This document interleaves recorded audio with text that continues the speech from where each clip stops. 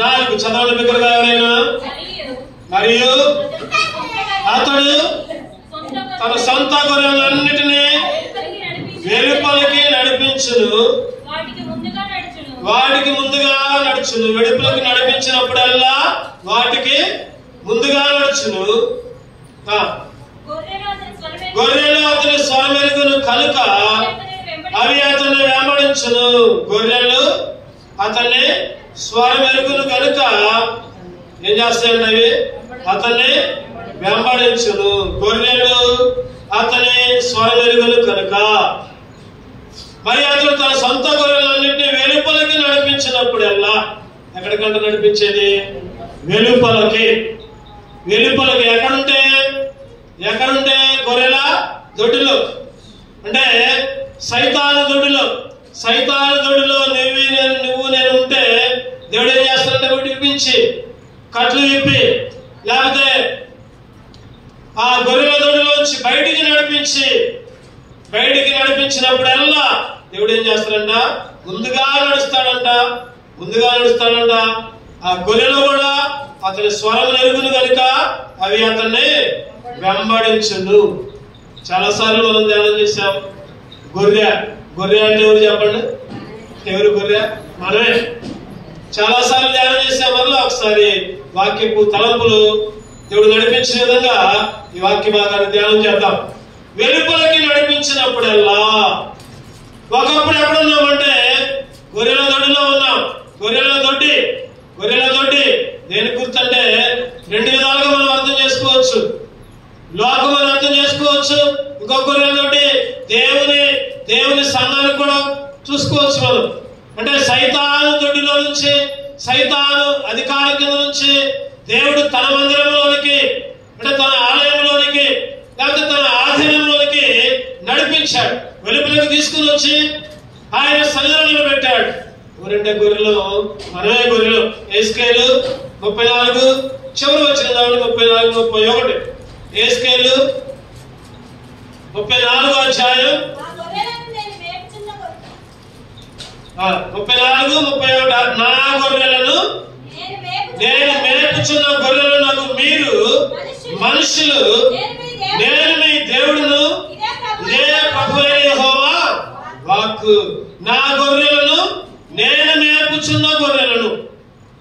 చెప్పండి, దేవుని గొర్రెలు అంట, ఇంకా దేవుడు మేపే గొర్రెలు అంట. ఎవరు? మీరు మనుషులు. నేను మీ దేవుడును, ఇదే ప్రభువైన యెహోవా వాక్కు. ఇదే ప్రభువైన యెహోవా వాక్కు. ఆయనేమో గొర్రెల కాపరి, ఆయన మేపేవాడు, మనమేమో గొర్రెలు. వెలుపలకు తీసుకొని వచ్చాడు. సైతాను అధికారం నుంచి, లోక అధికారం నుంచి వెలుపలకు తీసుకుని వచ్చి ఆయన మందిరంలో కూర్చోబెట్టాడు, ఆయన సన్నిధిలో కూర్చోబెట్టాడు. ఒకప్పుడు అంటే ఇదివరకు ఎక్కడున్నాం, ఇప్పుడు ఎక్కడికి వచ్చాం? ఇదివరకు ఎక్కడున్నాం, ఇప్పుడు ఎక్కడికి వచ్చాం? ఇక్కడ చదివిన భాగం చూస్తే ఇదివరకు ఆ గొర్రెలు సైతాను దొడ్డిలో ఉన్నాయి, ఇప్పుడు ఆ గొర్రెలు దేవుణ్ణి వెంబడించాయి, దేవుని దగ్గర ఉన్నాయి. ఈరోజు నువ్వు నేను కూడా ఇదివరకు ఎక్కడున్నావు, ఇప్పుడు ఎక్కడికి వచ్చావు? దేని లోనికి వచ్చాం. లోనికి అనే మాట చూసుకుందాం మనం. దేనిలోనికి వచ్చాం. ఇదివరకు ఎక్కడున్నావు చూద్దాం రండి. ఇదివరకు ఎక్కడున్నావు, ఇప్పుడు దేనిలోకి వచ్చాం? కొన్ని విషయాలు క్లుప్తంగా ధ్యానం చేసుకుందాం. యోహాను సువార్త 5వ అధ్యాయం, యోహాను సువార్త 5వ అధ్యాయం 24వ వచనం. యోహాను సువార్త 5:24. నా మాట విని నన్ను పంపిన వారి యందు విశ్వాసముంచువాడు నిత్య జీవము గలవాడు, వాడు తీర్పులోనికి రాక మరణములో నుండి జీవములోనికి దాటి ఉన్నాడని నీతో నిశ్చయముగా చెప్పుచున్నాను. చెప్పండి, ఇప్పుడు చెప్పండి. ఇదివరకు ఎక్కడ ఉన్నామంటే మరణంలో ఉన్నాం. ఇదివరకు ఎక్కడ ఉన్నామంటే తీర్పులో ఉన్నాం. అంటే మరణములో నుండి జీవములోనికి. చెప్పండి, ఎక్కడికి ఎక్కడి నుంచి ఎక్కడికి? ఇదివరకు ఎక్కడ ఉన్నాం మనం? మరణంలో ఉన్నాం. ఇప్పుడేమో చెప్పాలి జీవము లోనికి. జీవము ఒకప్పుడు చనిపోయిన స్థితి, ఒకప్పుడు మరణించిన పరిస్థితి. ఇదివరకు మరణంలో ఉంటే దేవుడు ఎక్కడికి నడిపించాడంటే జీవములోకి నడిపించాడు. అందుకే దేవుని ఆరాధించాలి. అయ్యా, ఒకప్పుడు చనిపోయిన పరిస్థితి, ఒకప్పుడు మరణించిన పరిస్థితి. ఎట్లా చెప్పండి, ఎట్లా చనిపోయాం? అపరాధముల చేతను పాపముల చేతను చచ్చిన వారమై ఉండగా క్రీస్తుతో కూడా బ్రతికించను. పాపాల చేత అపరాధాల చేత చచ్చిపోయాం మనం. కానీ దేవుడు ఏమంటున్నాడంటే మరణములో నుండి జీవములోనికి. యెహోషువ 3:11 చూద్దామండి. యెహోషువ 3:11 మన దేవుడు ఎటువంటి దేవుడు అంటే జీవము గల దేవుడు మీ మధ్య ఉన్నాడు. ఎవరున్నారంటే మన మధ్య? జీవము గల దేవుడు. జీవము గల దేవుడు జీవములోనికి నడిపించాడు. జీవము లేకపోతే జీవము లేని ప్రదేశంలోకి నడిపిస్తాడు. సైతాను గాడికి జీవం లేదు కాబట్టి ఎక్కడ తీసుకుపోతాడు? జీవము లేని ప్రదేశం మరణమే, నరకమే, అగ్నిగుండమే. కానీ మన దేవుడు చెప్పండి ఎటువంటి దేవుడు అంట? జీవము కలిగిన దేవుడు. ఆ జీవము కలిగిన దేవుడు ఎక్కడికి నడిపించాడంటే జీవములోనికి నడిపించాడు. జీవము లోనికి. యోహాను సువార్త చూద్దామండి. 1వ అధ్యాయం 4 యోహాను సువార్త 1:4 ఆయనలో జీవముండెను, ఆ జీవము మనుషులకు వెలుగైనను. మన దేవుడు ఎటువంటి దేవుడు అంటే జీవము కలిగిన దేవుడు. చెప్పండి, ఆయనలోనే జీవముందంట. ఆ జీవము మనుషులకు వెలుగైంది. ఒకప్పుడు చీకట్లో ఉన్నాం, ఒకప్పుడు చచ్చిపోయిన స్థితి. ఎబిసి 2:1 ప్రకారం చచ్చిపోయాం. పాపాల చేత, అపరాధాల చేత, మన దుర్మార్గం చేత, లేదా మన దుష్టత్వం చేత చచ్చిపోయి ఉంటే దేవుడు ఏం చేశాడంటే వెలుగులోకి తీసుకుని వచ్చాడు. ఆ వెలుగే జీవమని చదువుకున్నాం, జీవములోనికి తీసుకుని వచ్చాడు. యోహాను సువార్త 11 చూద్దామండి. 14 చదివితే యోహాను సువార్త 11:14 కావున యేసు లాజరు చనిపోయిన అంటే లాజరులో ఏమొచ్చింది చెప్పండి? ఇప్పుడు మరణం వచ్చింది. లాజరుకి మరణం వచ్చింది అంటే జీవములో లేడు, మరణించాడు. లాజరు మరణించాడు. ఎప్పుడైతే యేసుక్రీస్తు ఆ వచనాలను చదివితే చివరిలో ఒక మాట ఉంటుంది. 43వ వచనంలో చదవండి. ఆయన అలాగూ చెప్పి లాజరు బయటికి రా అని దగ్గరగా చెప్పగా చనిపోయిన వాడు కాళ్ళు చేతులు ప్రేత వస్త్రములతో కడబడిన వాడై వెలుపలికి వచ్చెను. మరణంలో ఉన్నవాడు ఎక్కడికి వచ్చాడు? ఇప్పుడు జీవములోనికి వచ్చాడు. మరణంలో ఉన్నాడు ఒకప్పుడు లాజరు. కానీ ఇప్పుడు యేసుక్రీస్తు ఎప్పుడైతే బయటికి రాగానే బయటకు వచ్చాడు, లాజరులో కూడా జీవం వచ్చింది. ఎందుకంటే ఆయన మనల్ని ప్రేమించాడు కాబట్టి. ఎందుకు మరణము నుండి జీవంలోకి నడిపించాడంటే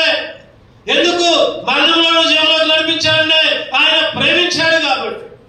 ఆయన నిన్ను ప్రేమించాడు, నీ కొరకు నా కొరకు ప్రాణం పెట్టాడు. పైన వచనంలో అదే అధ్యాయంలో ఒక మాట ఉంటుంది. 11వ అధ్యాయం యోహాను సువార్త 11వ అధ్యాయం 5వ వచనం. యేసు మార్తను ఆమె సహోదరుని లాజరును ప్రేమించు. చెప్పండి ఏముంది అక్కడ? యేసు మార్తని ఆమె సహోదరుని లాజరును ప్రేమించు. ఎందుకు లాజరుని బయటకు తీసుకుని వచ్చాడు? ఎందుకు లాజరుని సమాధి నుంచి విడిపించాడంటే కారణం ప్రేమ. అక్కడ చక్కటి మాట ఉంది. మార్తనంట, తర్వాత ఆమె సహోదరు అంటే ఎవరు? మరియా. ఆమె సహోదరు అంటే మరియా. తర్వాత లాజరు. ఈ వచనాన్ని చూస్తే నాకు చాలా అర్థమైంది. ఏంటంటే అది యేసు వారిని ప్రేమించిన రాయలా. అక్కడ యేసు వారి ముగ్గురిని ప్రేమించిన రాయలా. యేసు మార్త సహోదరుని లాజరుని. అంటే యేసుక్రీస్తు వ్యక్తిగతంగా ప్రేమించేవాడు. యేసుక్రీస్తు ఎవరికి వాళ్ళనే ఈరోజు నిన్ను నన్ను మనందరినీ కూడా వ్యక్తిగతంగా ప్రేమించాడు.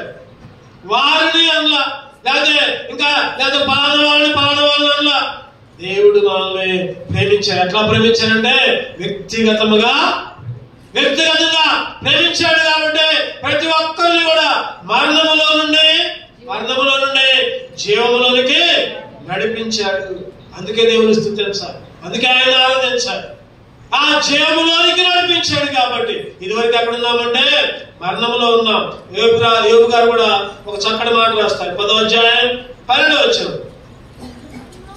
యోబు గ్రంథం 10వ అధ్యాయం 12వ వచనం. యోబు గ్రంథం 10:14-27 పేజీ నంబర్. జీవమును అనుగ్రహించి నా ఎడల కృప చూపితివి, నీ సంరక్షణ చేత నా ఆత్మను కాపాడితివి. ఏమని గురించి అంట? జీవమును అనుగ్రహించి. మన దేవుడు జీవము కలిగిన దేవుడు, మన దేవుడు జీవములోనికి నడిపించిన దేవుడు, ఆ జీవమే వెలుగైన దేవుడు, ఆ జీవము కలిగిన దేవుడు జీవాన్ని జీవమును అనుగ్రహించి కృప చూపిన దేవుడు. కృప చూపడం మాత్రమే కాదు, ఆయన సంరక్షణ చేత ఏం కాపాడాడంట? ఆత్మని కాపాడాడు. ఈరోజు నేను కూడా మన ఆత్మని కాపాడాడు, జీవమును అనుగ్రహించి. అందుకే దేవుని స్తుతించాలి, దేవుని ఆరాధించాలి. ఇదివరకే చావులో ఉన్నాం, ఇదివరకే మరణంలో ఉన్నాం, ఇదివరకే అంధకారంలో ఉన్నాం. దేవుడు ఇప్పుడు ఏం చేశాడంటే చెప్పండి, ఏం చేశాడు? జీవములోనికి నడిపించాడు. మొదటిగా ఇదివరకు ఎక్కడున్నాం, ఇప్పుడు ఎక్కడున్నామంటే ఇదివరకేమో మరణంలో ఉన్నాం, ఇప్పుడేమో జీవములోనికి నడిపించాడు. రెండవదిగా చూద్దారండి. రెండవదిగా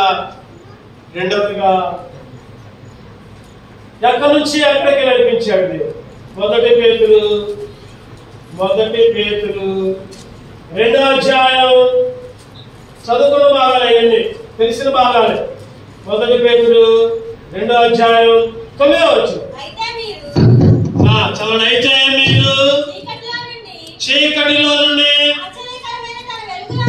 ఆశ్చర్యకరమైన తన వెలుగులోనికి చెప్పండి, ఆశ్చర్యకరమైన వెలుగులోనికి, చీకటిలో నుండి వెలుగులోనికి. మన అంశం ఏంటంటే లోనికి అనే మాట తీసుకున్నామా. ఒకప్పుడు దేంట్లో ఉన్నాం, ఇప్పుడు దేంట్లోకి వచ్చాం. ఒకప్పుడు మరణంలో ఉన్నాం, ఇప్పుడు జీవంలోకి వచ్చాం. రెండవది, ఒకప్పుడు చీకటిలో ఉన్నాం, ఇప్పుడు చెప్పాలి అక్కడ వెలుగులోకి వచ్చాం. చీకటి నుండి వెలుగులోకి నడిపించాడు దేవుడు. అంటున్నాడు కదా, నేనే లోకానికి వెలుగుని. యోహాను సువార్త 8వ అధ్యాయం 12వ వచనం. యోహాను సువార్త 8:12. మరలా యేసు, నేను లోకమునకు వెలుగును, నన్ను వెంబడించువాడు చీకటిలో నడువక జీవపు వెలుగు కలిగి ఉండునని వారితో చెప్పారు. ఏ వెలుగంట? జీవపు వెలుగు. ఎందుకంటే ఆయన జీవమై ఉన్నాడు, జీవములోనికి నడిపించాడు. జీవములోనికే కాదు, ఇంకా వెలుగులోకి కూడా నడిపించాడు. వెలుగులోకి, చీకటి నుండి వెలుగులోకి. మత్తయి సువార్త 4వ అధ్యాయం 16వ వచనం. మత్తయి సువార్త 4:16 చదవండి. చివరి భాగంలో ఉంటుంది చూడండి. మరణ ప్రదేశంలోను 16 చివరిలో ఉంటుంది. మరణ ప్రదేశంలోను మరణ ఛాయలను కూర్చున్న వారికి వెలుగు ఉదయించిన. పైన ఇంకోమాడు, గలిలయయు చీకటిలో కూర్చున్న ప్రజలను గొప్ప వెలుగు సూచిని. మరణ ప్రదేశంలోను మరణ ఛాయలోను కూర్చుని ఉన్న వారికి వెలుగు. ఒకప్పుడు నీ నా పరిస్థితి మరణ ప్రదేశం, మరణ ఛాయలో ఉన్నాం, చీకటిలో ఉన్నాం. దేవుడు ఏం చేశాడంటే చెప్పండి, ఏం చేశాడు? వెలుగులోకి నడిపించాడు. ఎటువంటి చీకటి అంటే చిమ్మ చీకటి. ఆ రోజు ఇశ్రాయేలీలు పక్షాన దేవుడు కార్యం చేశాడు. ఐగుప్తులో అంట చెమ్మ చీకటి కమ్మిందంట. ఒకరికొకరు గుర్తుపడలేని చీకటి. నిర్గమాకాండం దేవుడు చేసిన అద్భుతాలు. 10వ అధ్యాయం నిర్గమాకాండం 10వ అధ్యాయం 21వ వచనం చదవండి. అందుకు యెహోవా మోషేతో ఆకాశము వైపు నీ చెయ్యి చాపు, ఐగుప్తు దేశం మీద చీకటి చేతికి తెలియనంత చక్కని చీకటి. ఏ చీకటి అంట? చక్కని. ఈరోజు నీ బ్రతుకులు నా బ్రతుకులు కూడా ఐగుప్తు బ్రతుకులే. చక్కటి చెమ్మడి చక్కటి చీకటి చక్కటి చక్కటి. ఈరోజు అక్కడ వచనంలో ఒకరికొకరు తడుముకునే పరిస్థితి, ఒకరికొకరు కనబడిన పరిస్థితి, ఏది ఎక్కడుందో కూడా తెలియదు. అటువంటి పరిస్థితులు, అటువంటి చీకటిలో చెప్పండి, చీకటి అంటే ఏంటి? చీకటి అంటే ఏంటి? ఈరోజు మనం అనుకుంటాం కదా, చీకటి అంటే రాత్రి అయితే చీకటి పడితే అనుకుంటున్నాం. అది కాదు చీకటి. చీకటి అంటే యేసు క్రీస్తుని ఎవరైతే అంగీకరించలేదు, యేసు క్రీస్తుని ఎవరైతే నమ్ముకోలేదు, యేసు క్రీస్తుని నిజమైన రక్షకుడిగా అంగీకరించలేదు, వాళ్ళు చీకటిలో ఉన్నట్లు. గుర్తుపెట్టుకోవాలి ఈ మాట. చీకటి అంటే మనకు కనబడే పగులు చీకటి కాదు. చీకటి అంటే యేసు క్రీస్తుని ఎరగని వాళ్ళందరూ కూడా చీకటిలో ఉన్నారు. ఒకప్పుడు నీ నా పరిస్థితి కూడా అదే. దేవుని ఎరగట్లా, దేవుని మందిరానికి రాలా, దేవుని స్తుతించలా. కానీ ఇప్పుడైతే ఆ చీకటి నుండి ఎక్కడికి వచ్చాం? వెలుగులోకి వచ్చాం. దేవుని ఎరిగాం, దేవుని మందిరాన్ని ఎరిగాం, దేవుని మందిరంలో ఆయన స్తుతిస్తూ ఉంటున్నాం, ఆయన ఆరాధిస్తూ ఉంటున్నాం, ఆయన గణపరుస్తున్నాం. చీకటిని వెలుగుగా చేసిన దేవుడు, చీకటిని వెలుగుగా మార్చిన దేవుడు. అందుకనే అక్కడుంది, అక్కడ నుంచి చీకటిలో నుండి వెలుగులోకి. 107వ కీర్తన 11వ వచనం. కీర్తనలు 107:11.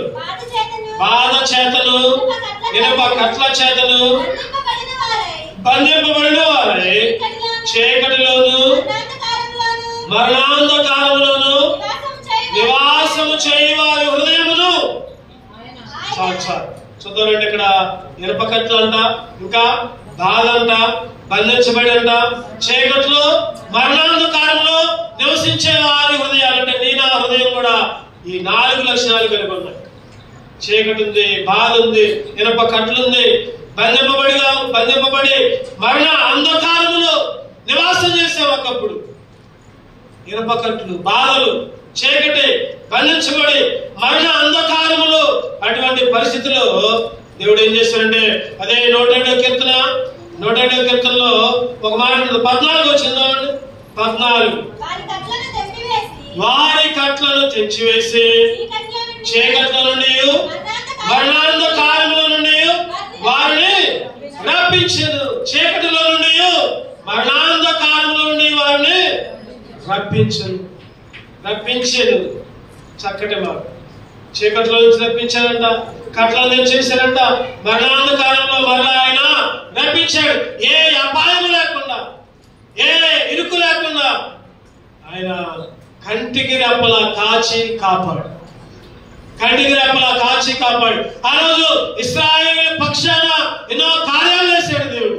ఈరోజు నీ పక్షాన నా పక్షాన కూడా ఎన్నో కార్యాలు. ఏ అపాయం రాకుండా, మరణపు కట్లు, బంధకాలు, మరణాంధకార పరిస్థితి, ఏ అపాయము రాకుండా నన్ను దివారాత్రము కాచిన వాడు, ఏ అపాయము రాకుండా నన్ను దివారాత్రము కాచువాడు, మన పక్షముగా ఉండిన రక్షకుడు, మన పక్షముగా ఉండిన రక్షకుడు, దేవుని యందు నిరీక్షణ ఉంచి ఆయనను స్తుతించు నా ప్రాణమా. దేవుని యందు నిరీక్షణ ఉంచి ఆయనను స్తుతించు నా ప్రాణమా. ఏ అపాయం రాకుండా, అందుకే ఆయన స్తుతించాలి. నా ప్రాణమా యెహోవాను స్తుతించు, నా ప్రాణమా ఆయన చేసిన మేలుని దేనిని కూడా మరవద్దు. ఏ అపాయం రాకుండా దివారాత్రం కూడా ఆయన కాచేవాడు. దివారాత్రం మరణ బంధకాలు, ఇనప కట్లు, సంఖ్యలు విడిపించేవాడు. చీకటి నుండి వెలుగులోకి నడిపించాడు. అందుకే ఆయన స్తుతించాడు. ఇదివరకు ఎక్కడున్నాం మనం చెప్పండి. ఒకటోది మరణములో ఉంటే జీవములోకి నడిపించాడు. రెండవదిగా ఇదివరకు మనం చీకటిలో ఉన్నాం, ఇప్పుడు వెలుగులోకి నడిపించాడు. మూడవదిగా చదవండి యోహాను సువార్త 16వ అధ్యాయం. యోహాను సువార్త 16, 13. యోహాను సువార్త 16:13. అయితే ఆయన అనగా సత్య స్వరూపి అయిన ఆత్మ వచ్చినప్పుడు మిమ్మును సర్వ సత్యములోనికి నడిపించును. చెప్పండి ఎక్కడికంట? ఎక్కడికి? సర్వ సత్యములోనికి. అంటే మనం ఎక్కడున్నాం? అసత్యంలో ఉన్నాం. మనం ఎక్కడున్నాం? అబద్ధంలో ఉన్నాం. ఇప్పుడు ఆయన ఏం చేశారంటే, ఆయన సత్య స్వరూపి అయిన ఆత్మ వచ్చినప్పుడు మిమ్మును సర్వ సత్యములోనికి, మరణములో నుండి జీవములోనికి ఒకటోది, రెండోది చీకటిలో నుండి వెలుగులోకి రెండోది, తర్వాత మూడవది అబద్ధములో నుంచి అసత్యములో నుంచి సత్యంలోనికి, సర్వ సత్యములోనికి. సత్యము ఆయన నడిపించారు సత్యములోనికి. ఒకప్పుడు మన జీవితం అంతా అసత్యం, అబద్ధం, మాయ బ్రతుకు. యోహాను సువార్త 14:16 చదవండి అన్నమాట. యోహాను సువార్త 14:16. నేను తండ్రిని వేడుకొందును మీ యొక్క ఎల్లప్పుడూ నుండుటకై ఆయన వేరొక ఆదరణకర్తని అనగా సత్య స్వరూపేగు ఆత్మని. ఏ ఆత్మ అంట? సత్య స్వరూపేగు. ఆయన సత్య స్వరూపేగు ఆత్మ. సత్య స్వరూపంలోకి, సర్వ సత్యంలోకి నడిపించిన వాడు ఏం చేశాడంటే సత్య స్వరూపేగు ఆత్మని అనుగ్రహించాడు. ప్రకటన 19:11. ప్రకటనలు 19వ అధ్యాయం 11వ వచనం చదవండి. మరియు పరలోకము తెరవబడినట్టు చూచితిని. అప్పుడు ఇదిగో తెల్లని గుర్రము ఒకటి కనబడెను. దాని మీద కూర్చుండి ఉన్నవాడు నమ్మకమైన వాడును సాక్ష్యవంతుడును ఆయన నామము కలిగిన వాడు. చెప్పండి మన దేవుడు ఎవరంట? సాక్ష్యవంతుడు. సాక్ష్యవంతుడు, నమ్మకమైన వాడు. ఆ సత్యవంతుడు సత్యంలోకి నడిపించాడు. అందుకే ఆరాధన చేయాలి. ఈరోజు దేవుని స్తుతించాలి, దేవుని ఆరాధించాలి. మనం అందరం కూడా అసత్యంలో ఉన్నాం. ఇర్మియా ప్రవక్త గారు రాస్తున్నారు 23వ అధ్యాయం 14వ వచనం. ఇర్మియా 23:14. యెరూషలేము ప్రవక్తలు ఘోరమైన క్రియలు చేయగా నేను చూచితిని. వారు వ్యభిచారులు, అసత్యవర్తులు, ఎవడును తన దుర్మార్గతులను మరలక దుర్మార్గుల చేతులను బలపరచుదురు. వారందరూ నా దృష్టికి సొదొమోవలెనైరి, దాని నివాసులు గొమొర్రా వలె. చెప్పండి ఎవరంట? అసత్యవర్తులు. వాళ్ళే కాదు, ఈరోజు నీవు నేను కూడా అసత్యంలో ఉన్నాం. అటువంటి అసత్యంలో ఉన్న నిన్ను నన్ను ఆయన ఏం చేస్తారంటే సర్వ సత్యంలోకి నడిపించారు. ఏంటిదా సత్యం? చెప్పండి, ఏంటిదా సత్యం? వాక్యమే. ఆయన అంటున్నాడు, నేనే మార్గము, నేనే సత్యము, నేనే జీవం అంటున్నాడు. యోహాను సువార్త 17:17లో, యోహాను సువార్త 17:17 సత్యమందు వారిని ప్రతిష్ఠ చేయము, నీ వాక్యమే. చెప్పండి, ఏంటిదాని సత్యం? నీ వాక్యమే. ఆ సత్యములోకి నడిపించాడు. ఆ సత్యములో ఉన్నాం. సొదొమలాగా, గొమొర్రాలాగా దుర్మార్గత, దుష్టత్వం అటువంటి స్థితిలో ఉన్న నిన్ను నన్ను ఆయన వాక్యం అనే సత్యములోనికి, సర్వ సత్యములోనికి నడిపించే, చెప్పండి, సర్వ సత్యం అనే ఆత్మను మనకు అనుగ్రహించాడు. అందుకే దేవుణ్ణి స్తుతించాలి. చదవండి. నాలుగోదిగా ఇంకా దేంట్లోకి నడిపించాడు? లూకాసువార్త 1వ అధ్యాయం, లూకాసువార్త 1:78. లూకాసువార్త 1వ అధ్యాయం 78వ వచనం చివరిలో ఉంటుంది. చూద్దామండి ఆ మాట. ఎక్కడుంది ఆ మాట? సమాధానంలోనికి అనే ఉంటుంది ఆ మాట. ఎక్కడుంది? 4వ లైన్ చూడండి. 4వ లైన్. తన ప్రజలకు రక్షణ జ్ఞానం ఆయన అనుగ్రహించినట్లు ఆయన మార్గములను సిద్ధపరచుటకై నీవు ప్రభువులకు ముందుగా నడుతూ మన పాదములను సమాధాన మార్గములోనికి, ఎక్కడికన్నా సమాధాన మార్గములోనికి. మనం ఎట్లా ఉన్నాం? సమాధానము లేని స్థితిలో, అసమాధానంలో ఉన్నాం.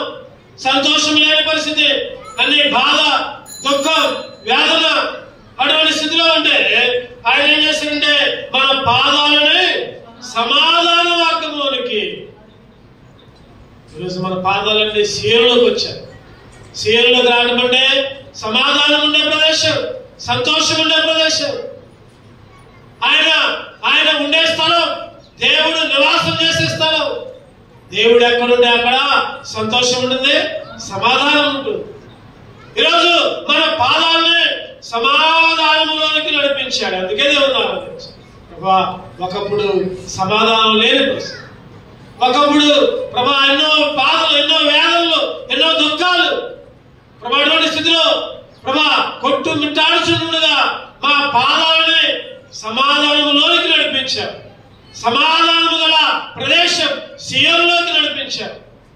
అందుకే ఆయన్ని స్తుతించాలి. ఇటువంటి పరిస్థితుల్లో యెషయా గ్రంథంలో 9వ అధ్యాయం 6వ వచనం ఉంటుంది. ఆయన సమాధానకర్త. ఎవరంటే ఆయన సమాధాన కర్త. చదవనమాట. యెషయా గ్రంథం 9:6 మనకు శిశువు పుట్టెను, మనకి కుమారుడు అనుగ్రహింపబడెను, ఆయన భుజం మీద రాజ్యభారమును, ఆశ్చర్యకరుడు, ఆలోచన కర్త, బలవంతుడైన దేవుడు, నిత్యులకు తండ్రి, సమాధాన కర్తయగు అధిపతి. మన దేవుడు ఎటువంటి దేవుడు అంటే సమాధానానికి అధిపతి.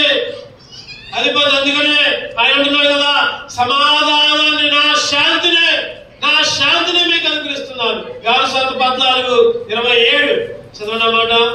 యోహాను సువార్త 14:27 శాంతి మీకు అనుగ్రహించి వెళ్తున్నాను, నా శాంతినే మీకు అనుగ్రహిస్తున్నాను. ఆయన శాంతి, ఆయన సమాధానం యేసుక్రీస్తు ద్వారా ఈరోజు శాంతి, సమాధానం, సంతోషం ఎవరి ద్వారా వచ్చాయంటే రోమీయులకు రాసిన పత్రిక 5వ అధ్యాయం 11వ వచనం ద్వారా. చదవండి. రోమీయులకు రాసిన పత్రిక 5:11. అంతేకాదు మన ప్రభువైన యేసుక్రీస్తు ద్వారా మనము దేవుని యందు అతిశయపడుచున్నాము. ఆయన ద్వారానే మనము ఇప్పుడు సమాధాన స్థితి పొంది ఉన్నాం. ఎవరి ద్వారా? యేసుక్రీస్తు ద్వారా. యేసుక్రీస్తు ద్వారా మాత్రమే సమాధానం, యేసుక్రీస్తు ద్వారా మాత్రమే సంతోషం, యేసు ద్వారా మాత్రమే శాంతి. ఒకప్పుడు అశాంతిలో ఉన్నాం, ఒకప్పుడు సంతోషం లేదు, ఎప్పుడు దుఃఖమే, ఒకప్పుడు సమాధానం లేదు, పరిస్థితులన్నీ ఆలోచించుకుంటుంటే మనసు మొత్తం కలవరం, గదరగోళం. అటువంటి పరిస్థితులు యేసుక్రీస్తు మనకి సమాధానాన్ని ఇచ్చారు, సమాధానంలోనికి నడిపించారు. అందుకే ఆయన్ని స్తుతించాలి. సామెతలు 2వ అధ్యాయం 13వ వచనం. సామెతలు 2:13 చదవండి. అటివారు చీకటి త్రోవల్లో నడవలని యథార్థ మార్గములను విడిచిపెట్టెదరు. 12వ వచనం కూడా చదువుకుందాం. 12వ వచనం కూడా. అదే దుష్టుల మార్గం నుండి, మూర్ఖముగా మాట్లాడు వారి చేతుల నుండి. చెప్పండి. చెప్పండి. మూర్ఖంగా మాట్లాడే వాళ్ళు, దుష్టులు, చీకటి త్రావులు, వీటన్నిటి నుంచి విడిపించి ఎక్కడికి నడిపించాడంటే సమాధానంలోనికి. ఆయన సమాధానకర్త, సమాధానానికి అధిపతి. లోకస్వార్త 7:50. లోకస్వార్త 7:50. అందుకు ఆయన నీ విశ్వాసం నిన్ను రక్షించును, సమాధానము గలవానివై వెళ్ళుమని ఆ స్త్రీతో స్థాన పాపాలు చేసిందంట. ఆ స్త్రీ విశ్వాసంతో వచ్చింది దేవుని దగ్గర, దేవుణ్ణి స్తుతించింది, దేవుణ్ణి ఆరాధించింది. ఏమంటున్నాడు దేవుడు? అమ్మా, నీ విశ్వాసమే నిన్ను రక్షించింది. సమాధానం లేని పరిస్థితి, పాపపు పరిస్థితి. అటువంటి స్థితిలో దేవుని పాదాల దగ్గరకు వచ్చింది, ఆ పాదాలను కడిగింది, పాదాలను శుభ్రం చేసింది. ప్రయోజనాల్లో ఉంటుంది. సీమోనుతో అంటున్నాడు దేవుడు, అయ్యా నువ్వైతే నా పాదాలకు నీళ్ళు లేదు కానీ ఈమె తన కన్నెలతో నా పాదాలని తుడిచింది. సమాధానము కలదానివై ఈరోజు నిన్ను నన్ను కూడా, నీకు నాకు కూడా సమాధానం లేని పరిస్థితిలో ఎప్పుడైతే ఆయన దగ్గరకు వచ్చామో సమాధానములోనికి నడిపించాడు. అందుకే దేవుణ్ణి స్తుతించాలి, అందుకే దేవుణ్ణి ఆరాధించాలి. సమాధానము లేని పరిస్థితి నుంచి సమాధానములోనికి నడిపించాడు. చివరిగా 5వదిగా చూసుకుందామండి. ఆరాధనలోకి వెళ్దాం. అపొస్తలుల కార్యాలు 3వ అధ్యాయం. అపొస్తలుల కార్యాలు 3వ అధ్యాయం 8వ వచనం చదవండి. అపొస్తలుల కార్యాలు 3వ అధ్యాయం 8వ వచనం. వాడు దిగ్గున లేచి నిలిచి నడుచుచు గంతులు వేయచ్చు, దేవుని స్తుతించుచు వారితో కూడా దేవాలయంలోనికి, దేంట్లోకంట దేవాలయంలోనికి వెళ్ళను. చెప్పండి. 5 అంతల ఆశీర్వాదం. ఒకటోది మరణములో నుండి జీవములోనికి నడిపించాడు, అందుకే ఆయన స్తుతించాడు. రెండోది చీకటిలో నుండి వెలుగులోకి నడిపించాడు, అందుకే దేవుని స్తుతించాడు. మూడోది అసత్యములో నుండి సత్యములోనికి నడిపించాడు, అందుకే దేవుని స్తుతించాడు. నాలుగవది సమాధానము లేని పరిస్థితి నుంచి సమాధానములోనికి నడిపించాడు, అందుకే దేవుని స్తుతించాడు. చివరిగా 5వది చెప్పండి. 5వది బయట ఉన్న మనల్ని, వెలుపల ఉన్న మనల్ని, దేవునికి దూరంగా ఉన్న మనల్ని, ఎవరైతే చెప్పండి మెట్ల మీద ఉన్న మనల్ని, అసలు మెట్ల మీద కూడా అడుక్కునే పరిస్థితి. చెప్పండి. అక్కడ ఆయన ఎక్కడ ఉన్నాడంట? ఎక్కడ పుట్టిన వరకు 2వ వచనం. అపొస్తలుల కార్యాలు 3:2. పుట్టిన వరకు కుంటివాడైన ఒక మనుషుడు మోసుకొని పోబడుచుండెను. వాడు దేవాలయంలోనికి వెళ్లి వారిని భిక్షకుడకు కొందరు ప్రతిదినము వారిని శృంగారం దేవాలయపు ద్వారం దగ్గర, మెట్ల దగ్గర, బయట. ఈరోజు నీ పరిస్థితి, నా పరిస్థితి కూడా అంతే. ఒకప్పుడు బయట ఉన్నాం, ఒకప్పుడు దూరంలో ఉన్నాం, ఒకప్పుడు దేవునికి దూరంగా ఉన్నాం. ఇప్పుడు ఎక్కడికి వచ్చాం? దేవాలయంలోనికి. గంతులు వేయచ్చు, సంతోషం పొందుకుంటూ. ఎట్లా వచ్చారంట ఆయన? గంతులు వేయచ్చు, దేవుణ్ణి స్తుతిస్తూ వారితో కూడా దేవాలయంలోనికి, నిన్ను కూడా దేవాలయంలోనికి తీసుకుని వచ్చాడు దేవుడు. మరి దేవాలయంలోనికి తీసుకొని రావడానికి యేసుక్రీస్తు ఏం చేశాడంటే వెలుపలకు వచ్చాడు. ఆయన వెలుపలకు వచ్చాడు కాబట్టి మనం లోపలికి వచ్చాం. గవిని వెలుపలకు వచ్చాడు. గవిని వెలుపల. హెబ్రీయులకు రాసిన పత్రిక చదవనమాట 13వ అధ్యాయం. హెబ్రీయులకు రాసిన పత్రిక 13:12. హెబ్రీయులకు రాసిన పత్రిక. కావున యేసు కూడా తన స్వరక్తము చేత ప్రజలను పరిశుద్ధపరచుటకై గవిని వెలుపట శ్రమ పొందెను. ఎక్కడంట? వెలుపట. ఆయన వెలుపటకు వచ్చాడు కాబట్టి చెప్పండి మనం లోపలికి వచ్చాం. నిజంగా ఆయన శ్రమ పొందకపోతే, ఆయన శిలువ మరణం పొందకపోతే, ఆయన శిలువలో నీ కొరకు నా కొరకు బలి కాకపోతే మనం ఇంకా వెలుపటే ఉండేవాళ్ళం, దూరంగా ఉండేవాళ్ళం. దేవుని స్తుతించేవాళ్ళం కాదు, మందిరంలోనికి వచ్చేవాళ్ళం కాదు. ఆయన గవిని వెలుపడికి వచ్చాడు. ఆయన కాళ్ళు, చేతులు, శేలులు, మేకులు, తల మీద ముళ్ళ కిరీటం, పక్కలో బలం, శిలువ శ్రమలు. ఆ రోజు తప్పిపోయిన కుమారుడు కూడా తిరిగి ఇంటికి వచ్చాడు. తిరిగి ఇంటికి వస్తే తండ్రి ఏమో గొప్ప విందు చేశాడు. విందు చేసిన తర్వాత విందులో పాల్గొన్నప్పుడు పెద్ద కుమారుడు వచ్చాడు. పెద్ద కుమారుడు లోపలికి రాట్లా, వెలుపడే ఉన్నాడు. చెప్పండి, ఎక్కడున్నాడు పెద్ద కుమారుడు? వెలుపడే ఉన్నాడు. ఆ తండ్రి పెద్ద కుమారుడిని లోపలికి తీసుకుని రావడానికి వెలుపడికి వచ్చాడు అని ఉంటుంది అక్కడ. చదవండి, అక్కడ ఎన్నో అధ్యాయం? లోకస్వార్త 15వ అధ్యాయం 28వ వచనం చదవండి. లోకస్వార్త 15:28. అయితే అతడు కోపపడి లోపలికి వెళ్ళలేకపోయాడు కనుక అతని తండ్రి వెలుపలికి వచ్చి లోపలికి రమ్మని చెప్పండి. ఎంత చక్కటి మాట. వెలుపలికి వచ్చాడు తండ్రి, గవిని వెలుపలికి వచ్చాడు. మన తండ్రి నీ కొరకు నా కొరకు మెట్ల మీద ఉంటే, బయట ఉంటే, దూరముగా ఉంటే గవిని వెలుపలికి వచ్చాడు. వెలుపలికి వచ్చి లోపలికి రా.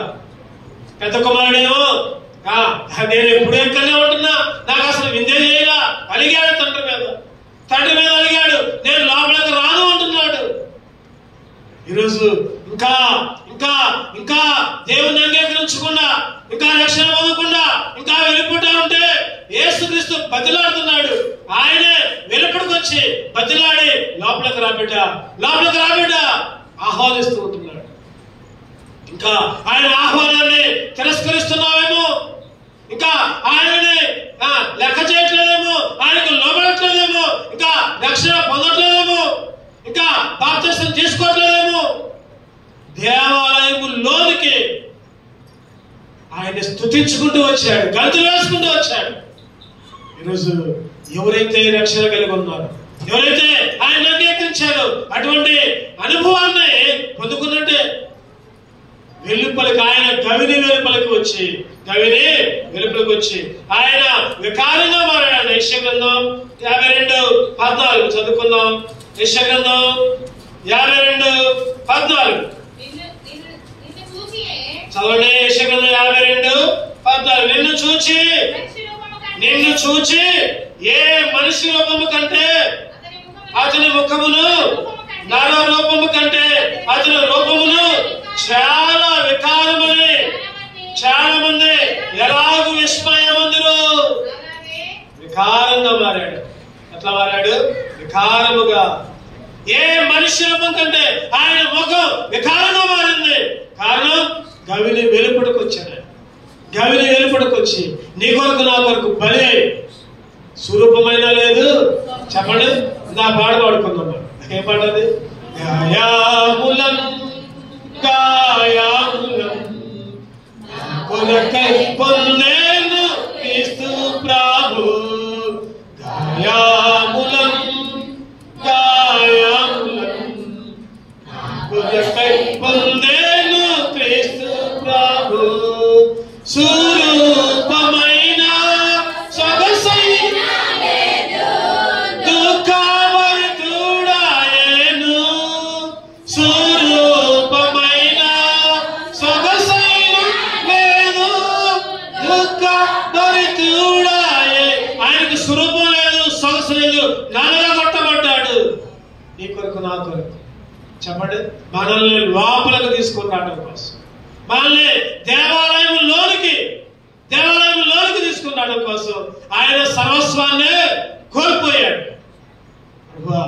నా కొరకు నేను నీవే అర్పించుకున్నావు, నన్ను నీ మందిరములోనికి తీసుకుని రావడానికి, ప్రభా నన్ను సియోనులోనికి తీసుకుని రావడానికి ప్రభా ఎంత శ్రమ పడ్డా. వ్యక్తిగతముగా ప్రతి ఒక్కరు కూడా దేవుని ఆరాధించారు. చెప్పండి, మన అంశం ఏంటంటే చదవండి మనం ఒకసారి. యోహాను సువార్త 10:4 మనం ముగించుకుందాం, ఆరాధిద్దాం. యోహాను సువార్త 10:4. మరియు అతడు తన సొంత గొర్రెలన్నింటినీ వెలుపలికి నడిపించినప్పుడల్లా వాటికి ముందుగా నడుచును. గొర్రెలు అతని స్వరమెరుగును కనుక అవి అతన్ని వెంబడించును. వెలుపలికి నడిపించాడు. వెలుపలికి చెప్పండి, ఎక్కడి నుంచి ఎక్కడికి? ఇదివరకు ఎక్కడున్నాం మనం? ఇదివరకు ఎక్కడున్నాం? ఇప్పుడు ఎక్కడున్నాం? చెప్పండి. ఒకటోది, ఇదివరకు ఎక్కడున్నాం మనం? మరణంలో ఉన్నాం, జీవంలోకి నడిపించాడు. రెండవది, చీకట్లో ఉన్నాం, వెలుగులోకి నడిపించాడు. మూడవది, అసత్యములో ఉన్నాం, సత్యములోకి నడిపించాడు. నాలుగవది, సమాధానము లేని స్థితిలో ఉన్నాం, సమాధానములోనికి నడిపించాడు. ఐదవది, దేవాలయపు వెలుపడున్నాం, మెట్ల మీద ఉన్నాం, దేవాలయంలోనికి వాక్య వెలుగుల దేవుణ్ణి ఆరాధిద్దాం. రెండే నిలబడతాం, ఒక పాట పాడుకుంటాం.